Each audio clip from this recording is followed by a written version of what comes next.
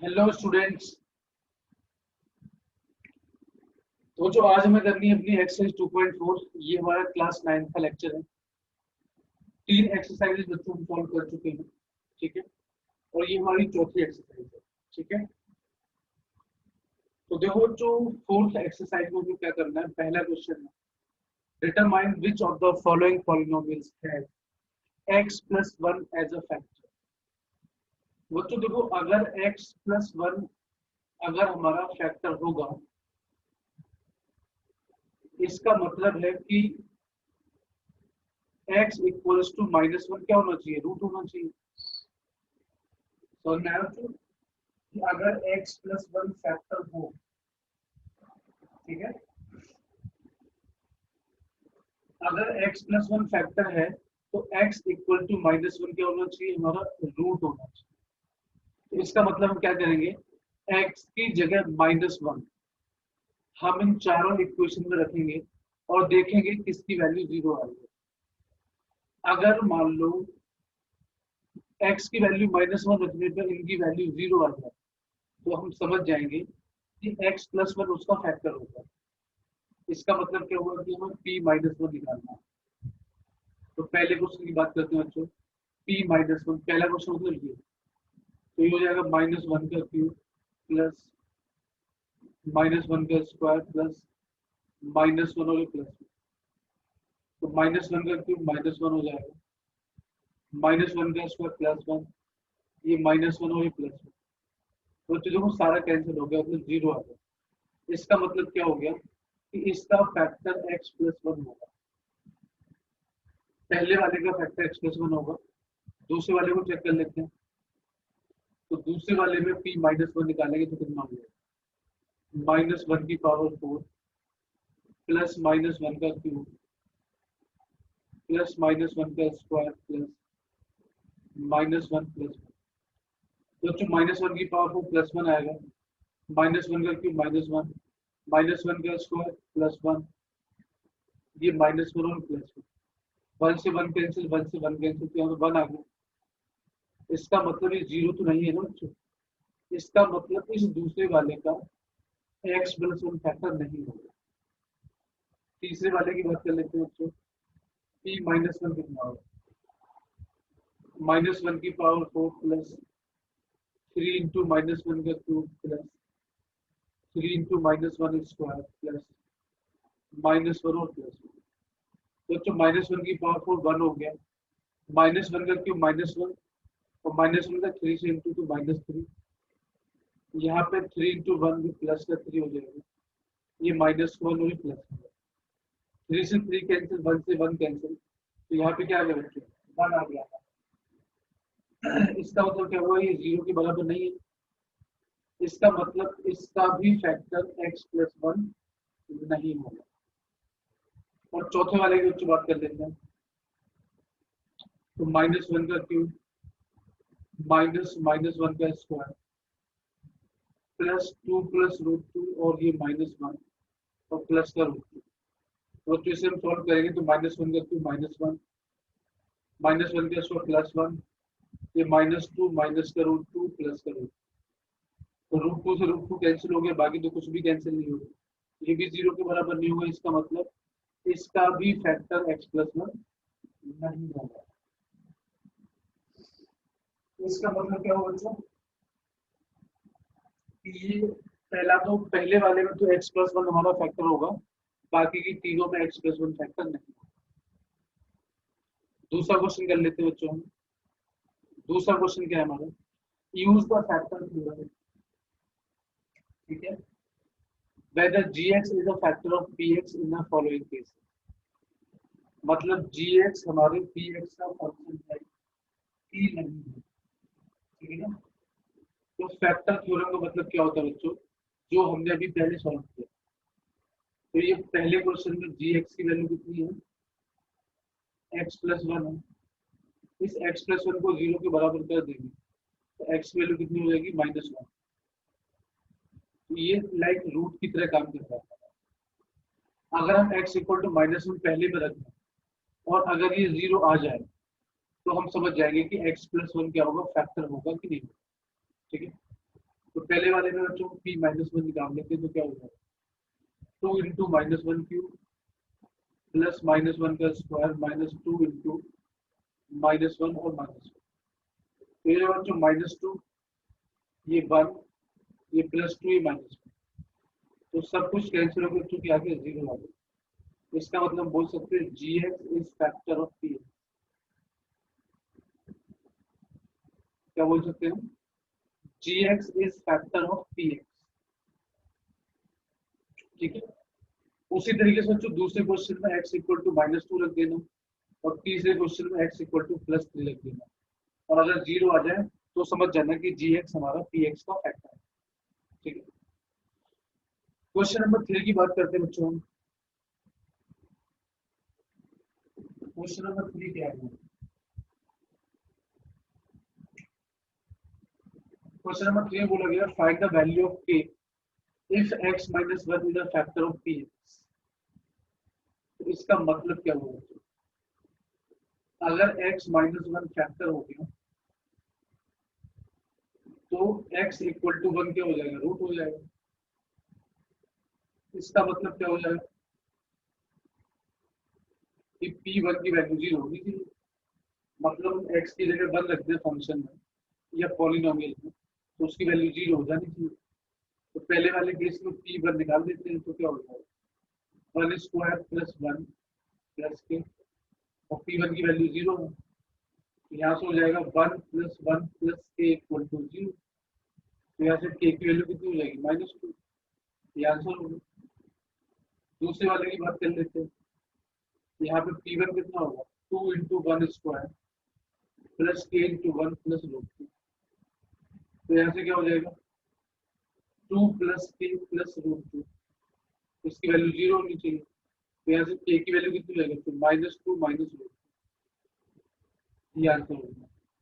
उसी तरीके से तीसरे और चौथे क्वेश्चन में भी वैल्यू कर सकते हैं। ठीक है, तीसरे और चौथे क्वेश्चन में भी वैल्यू रखना तो आपको समझ में आ जाएगा क्या करना है। क्वेश्चन नंबर 4 है बच्चों हमारा। क्वेश्चन नंबर 4 में क्या करना है, फैक्टराइज करना। ठीक है बच्चों, क्वेश्चन नंबर 4 में हमें क्या करना है,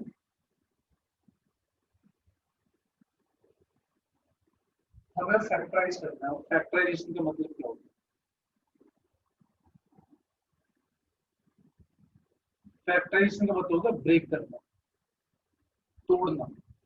कोई भी अगर इक्वेशन आपको दी गई है तो उसका मतलब होता है तोड़ना, तो इसका मतलब है तोड़ना है। इसको तोड़ लेते हैं पहले वाले को, तो 12x² - 7x+। देखो बच्चों यहाँ पे x की मैक्सिमम पावर कितनी है, 2 है। इसका मतलब है कि बच्चों ये दो पार्ट्स में टूट जाएगा। ठीक है, हमें क्या करना है, इसको तोड़ना है। तो यहाँ पे x की जो मैक्सिमम पावर है वो कितनी है, 2 है। इसका मतलब हमें इसे तोड़ना है, दो पार्ट्स में तोड़ेंगे इसे। ठीक है, तो देखो जो तोड़ने के लिए हम क्या करते हैं, स्टार्टिंग और लास्ट वाले नंबर को मल्टीप्लाई करते हैं। तो 12 का 1 से मल्टीप्लाई किया तो कितना है, 12 आया। और सबसे लास्ट वाला जो नंबर है उसके आगे साइड देखते हैं प्लस है, और बीच में कौन सा नंबर है, 7 है। इसका मतलब बच्चों मुझे दो नंबर ऐसे चाहिए, मुझे दो नंबर ऐसे चाहिए जिनको इंटू करने पे 12 आ जाए और जोड़ने पे 7 आ जाए। तो बच्चों ऐसे नंबर है 4 और 3। तो ये जाएगा 12x² माइनस 7x को मैं क्या लिख सकता हूँ, 4x + 3x + 1। तो ये हो जाएगा 12x² -4x -3x + 1। इन दोनों में से बच्चों कॉमन लेंगे और इन दोनों में से कॉमन लेंगे।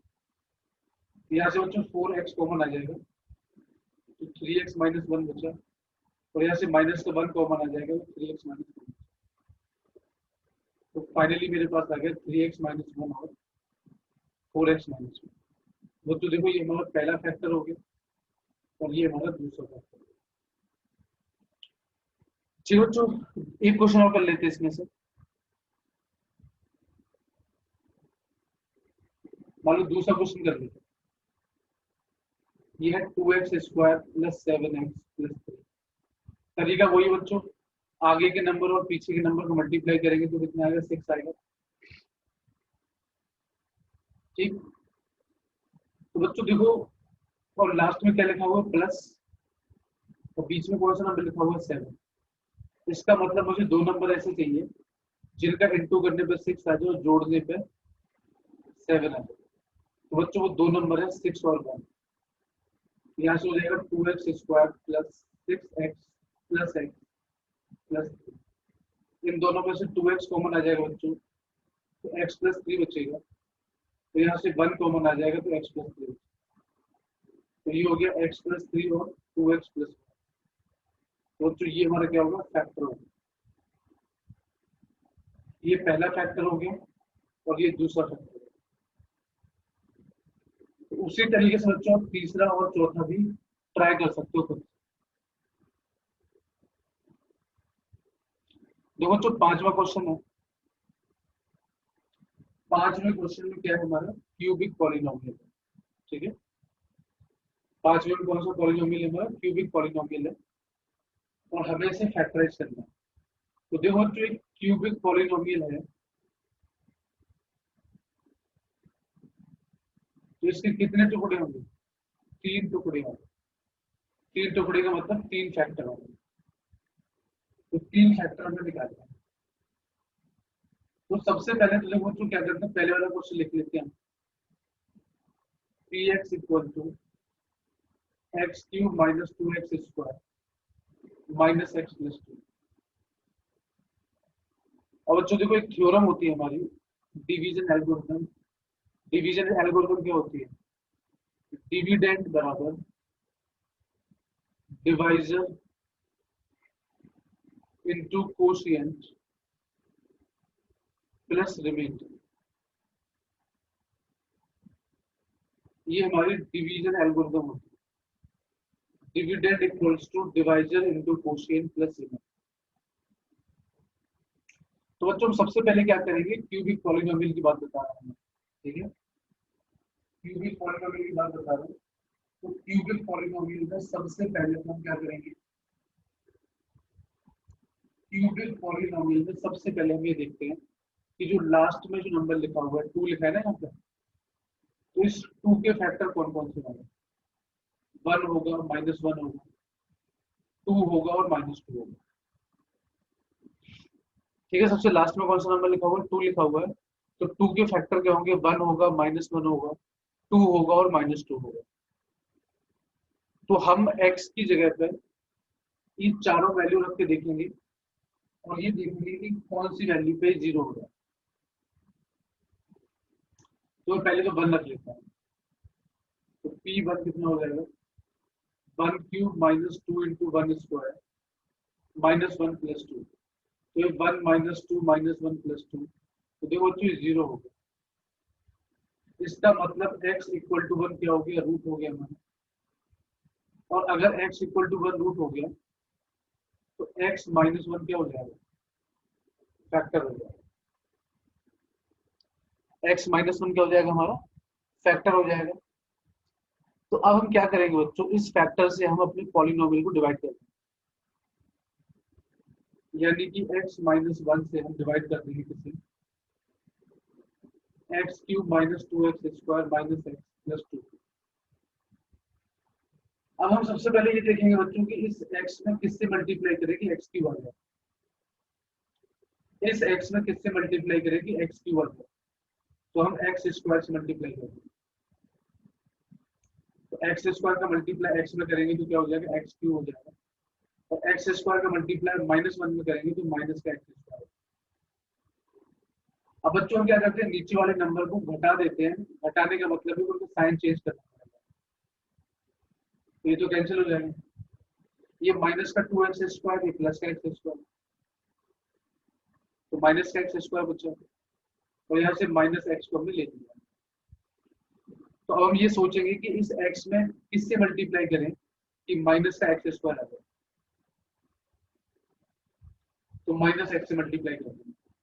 तो माइनस एक्स का मल्टीप्लाई एक्स में करेंगे तो माइनस का x², और माइनस एक्स का -1 में करेंगे तो प्लस का x। फिर से कोई तरीका है, नीचे वाला को साइन चेंज कर दूं। तो माइनस एक्स और माइनस एक्स क्या होगा, माइनस का 2x, और यहाँ से हमने 2 को ले लिया। अब फिर से हम वही बात करेंगे कि x में किससे मल्टीप्लाई करेंगे, माइनस का 2x, तो माइनस 2 से मल्टीप्लाई करेंगे, तो माइनस का 2x हो गया, और माइनस 2 इंटू माइनस 1 प्लस का 2 हो गया। फिर से साइन चेंज कर देंगे तो ये कैंसिल हो गया, 0 हो गया। तो ये होता है हमारा डिविडेंड। तो इस डिविडेंड को मैं क्या लिख सकता हूँ, x cube minus 2x square minus X plus 2, इसको मैं क्या लिख सकता हूँ, डिवाइजर यानी कि x माइनस 1 इंटू कोशिएंट मतलब x square minus x minus 2। तो ये x माइनस 1 हो गया बच्चों। तो जब इसको हम फैक्टराइज करेंगे, अभी हमने फैक्टराइजेशन सीखा है, इसको जब हम फैक्टराइज करेंगे बच्चों, तो ये x माइनस 2 और x प्लस 1 हो जाएगा। तो ये बच्चों हमारा क्या हो गया, आंसर हो गया। यानी कि इस फर्स्ट वाले क्वेश्चन के 3 फैक्टर होंगे, x माइनस 1, x माइनस 2 और x प्लस 1। ये आंसर हो गया।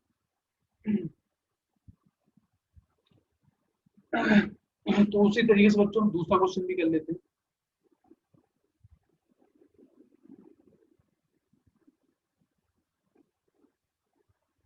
दूसरा क्वेश्चन क्या है बच्चों हमारा, x cube minus 3x square minus 9x minus 5। ठीक है बच्चों, तो देखो जो सबसे लास्ट में यहाँ क्या लिखा हुआ है, 5 लिखा हुआ है, 5 लिखा हुआ है। इसका मतलब क्या हुआ कि इस 5 का जो फैक्टर होगा वो क्या होगा, इस 5 का जो फैक्टर होगा वो प्लस 1 माइनस 1 और प्लस 5 माइनस 5 हो जाएगा। बात समझ आ रही है यहाँ पे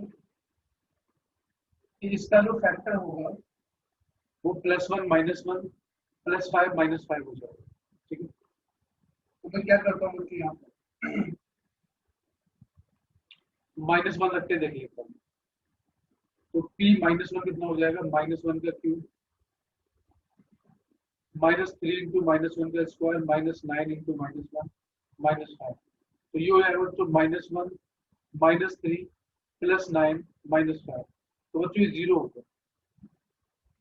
इसका मतलब x इक्वल टू माइनस 1 क्या हो गया, रूट हो गया। इसका मतलब क्या हो गया, x प्लस 1 क्या हो जाएगा बच्चों, फैक्टर हो जाएगा। ठीक है, x प्लस 1 क्या हो गया, हमारा फैक्टर हो गया।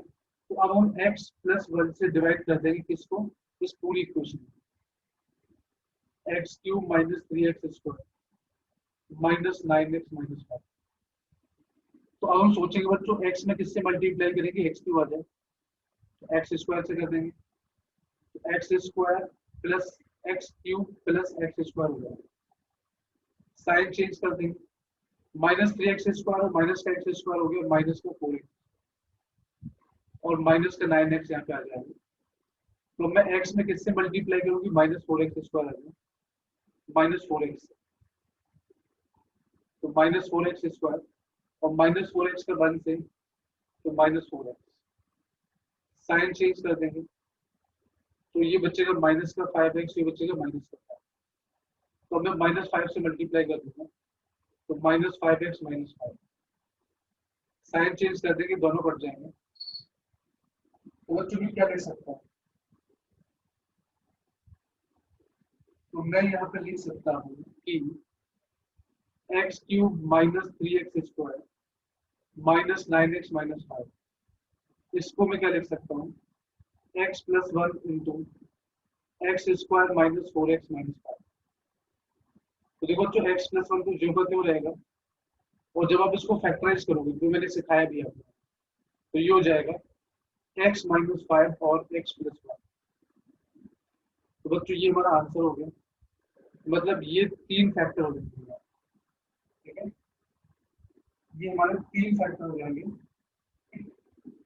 एक्स प्लस 1, एक्स प्लस 1 और एक्स माइनस 5। तो ये हमारा आंसर हो गया। अब चाहे तुम x माइनस 5 को आगे लिख लो या x प्लस 1 को आगे लिख लो, कोई फर्क नहीं पड़ता, कैसे भी लिख दो उसको, तो ये आंसर हो गया हमारा। अब बाकी तीसरा और चौथा क्वेश्चन बचा हुआ है, ये आप खुद से ट्राई कर सकते हैं। ठीक है, तो बच्चों इसी के साथ हमारी 2.4 एक्सरसाइज खत्म होती है। बच्चों आपसे मिलेंगे हम अगली वीडियो में 2.5 एक्सरसाइज के साथ। So guys, thank you very much for watching.